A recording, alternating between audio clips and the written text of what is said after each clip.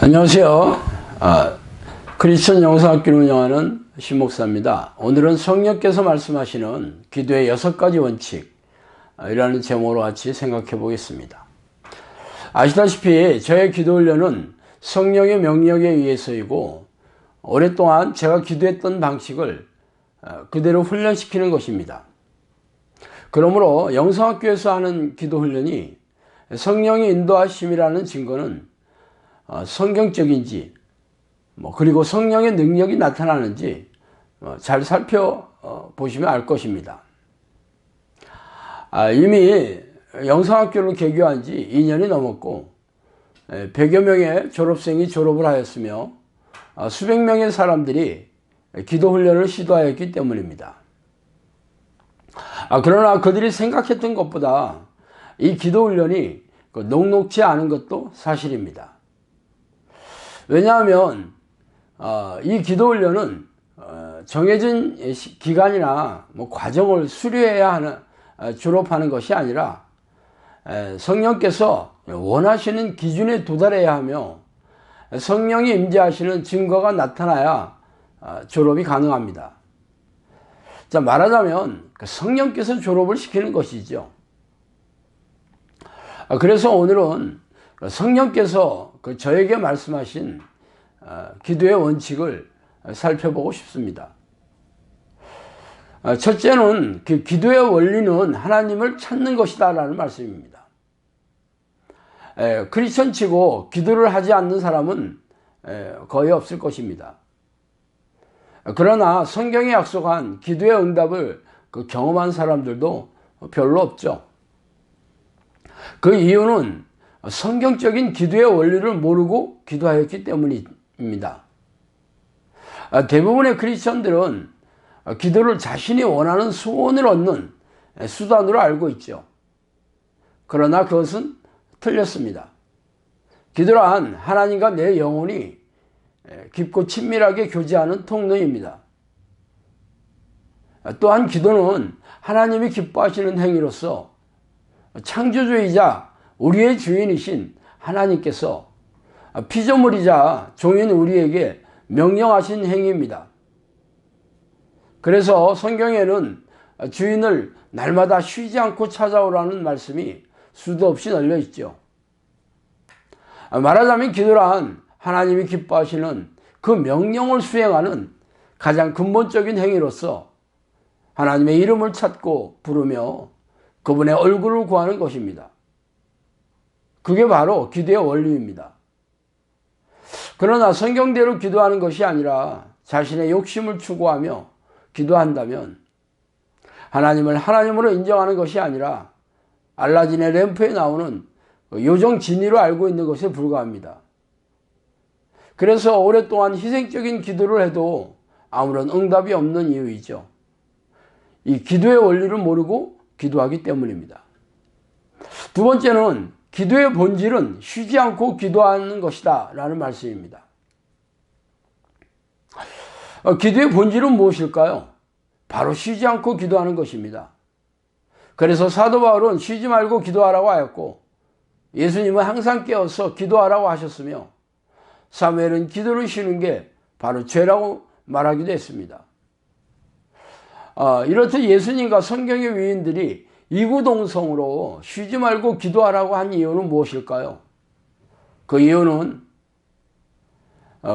기도란 하나님과 깊고 친밀하게 교제하는 것으로 하나님이 기뻐하시는 자녀들과 끊임없이 교제하며 동행하시기를 원하신다는 것이죠. 그렇다면 쉬지 않고 기도하는 것이 당연한 일일 겁니다. 그러나 우리네 교회에서는 새벽 기도에 나와서 1, 20분간 자신이 원하는 기도 목록을 한 바퀴 돌리는 게 전부이죠. 쉬지 않고 기도하라고 하는 것은 하나님의 뜻이자 주인의 명령입니다. 하나님은 우리와 24시간 함께 계시며 동행하시기를 원하십니다. 그렇다면 쉬지 않고 하나님의 이름을 부르고 간절히 성령의 내주를 간구하는 기도의 습관을 들이는 것이 당연한 것입니다. 세 번째로 기도의 핵심은 계속해서 두드리는 것입니다. 예수님은 찾고 구하고 두드리라고 말씀하셨으며 자신도 우리가 문을 열어줄 때까지 문 밖에서 두드리고 계신다고 말씀하셨습니다. 그러므로 기도의 핵심은 하나님의 뜻이 이루어질 때까지 계속해서 두드리는 것이죠. 하나님은 기도하는 종의 기도를 통해서 일을 하시는 분이십니다.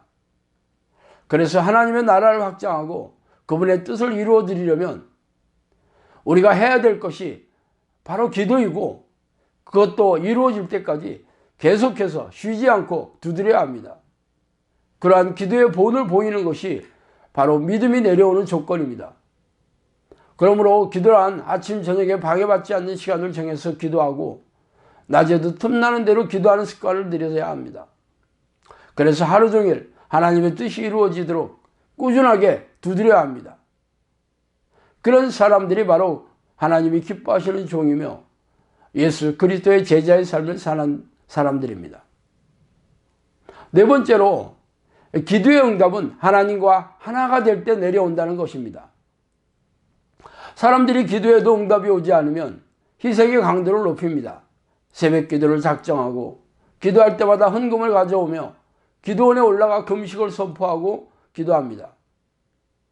그러나 이런 기도의 방식은 하나님의 뜻이 아니라 하나님의 목을 졸라서 자신의 목적을 달성하려는 수단일 뿐이며 하나님을 부자 아버지쯤으로 아는 가증스러운 행위일 뿐입니다. 예수님은 너희가 내 안에 거하고 내 말이 너희 안에 거하면 무엇이든지 원하는 대로 구하라. 그리하면 이루리라.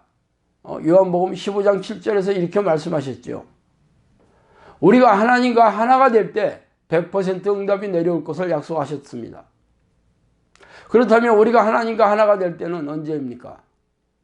그것은 하나님이 기뻐하시는 것을 내가 기뻐하는 것이고 하나님이 원하시는 것이 바로 내가 원하는 것이 되는 때입니다. 그 경지가 바로 하박국 선지자가 세상 일에 아무런 열매가 없어도 기뻐하며 다윗이 하나님 품에 있을 때 부족함이 전혀 없다고 노래하는 그러한 때입니다. 그래서 기도하는 내용도 자신이 원하는 게 아니라 하나님의 뜻을 기뻐하고 수원하게 됩니다. 그런 때가 바로 응답이 내려오는 그때입니다. 그때가 바로 하나님과 내가 하나가 되는 때이기 때문이죠. 다섯 번째는 기도의 열매는 30배, 60배, 100배의 효력이 발생한다는 말씀입니다. 별 한 톨에서 수백 배의 열매가 맺고 옥수수 하나를 심으면 수천 개의 알갱이가 매달립니다. 이처럼 하나님이 일하시는 열매는 인간이 하는 수준과 판이하게 다릅니다. 하나님의 노력은, 사람들의 노력은 2배의 생산성을 기대하기 힘들지만 하나님은 수십 배, 수백 배의 열매를 맺는 분이십니다. 그러므로 기도의 일꾼은 기도의 열매를 따먹는 재미로 사는 사람들이죠. 그러나 대부분의 사람들은 평생 응답이 온 기억이 몇 번에 불과합니다. 그러나 예수님은 믿고 기도하는 것마다 틀림없이 응답하시겠다고 약속하셨습니다. 이렇게 아무리 기도해도 응답이 없으며 무능하고 무기력하게 살아가는 이유는 하나님이 기뻐하시는 기도의 일꾼이 아니기 때문입니다. 사람들은 평소에 기도를 하지 않고 살다가 문제가 닥치면 그때서야 부랴부랴 기도 자리에 앉습니다. 이런 기도의 태도는 가증스러울 뿐이죠. 그러므로 대다수의 사람들이 아무리 기도해도 응답을 경험하지 못합니다. 그러나 기도의 습관을 들여서 그 맛을 아는 극소수의 사람들은 풍성한 기도의 열매를 따먹는 기도의 일꾼이 됩니다. 사람의 능력과 비교할 수 없는 엄청난 기적을 경험하기 때문입니다. 자, 마지막으로 여섯 번째는 기도하는 삶은 자기를 부인하는 삶이라는 말씀이죠. 예수님은 제자가 되는 조건으로 가장 먼저 꼽는 것이 바로 자기를 부인하는 것이라고 말씀하셨습니다. 또한 사도 바울도 자신이 십자가에서 예수님과 함께 못 박혔으며 날마다 중노라고 고백하였습니다. 이 경지가 바로 자기를 부인하는 삶입니다. 그러나 대부분의 크리스천들이 교회에 나오는 목적은 자신의 원하는 세속적인 축복을 누리기 위해서입니다. 그러나 하나님은 우리를 지으신 목적이 자신의 영광을 얻기 위해서이며 자신의 뜻을 이루는 종이 필요해서입니다.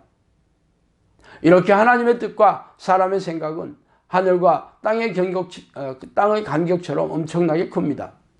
그러므로 자신의 소원과 계획과 소원하는 모든 것을 쓰레기통에 넣어버리고 오직 하나님이 기뻐하시는 뜻만을 조차 살아가려면 육체의 욕망을 십자가에 못 박아야 합니다. 그러나 이는 자신이 원하고 결심한다고 이루어지는 것이 아닙니다. 성령께서 우리 안에 들어오셔서 통치하시고 다스리시는 하나님의 나라가 이루어져야 합니다. 이러한 삶은 날마다 쉬지 않고 성령을 간절히 찾고 그분의 내주를 간구하는 기도의 습관을 들인 사람들에게 이루어집니다.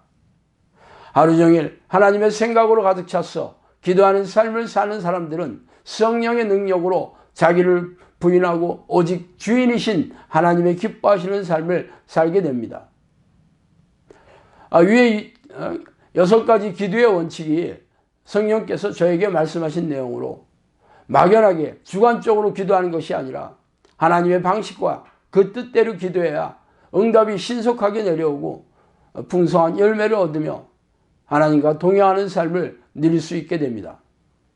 그러므로 영적으로 침체되어 암울한 이 시대에 세상의 빛과 소금이 되어 하나님의 마음을 시원하게 해주는 정의 용사가 탄생하기를 소망해 봅니다. 자, 오늘은 여기까지 하겠습니다. 감사합니다.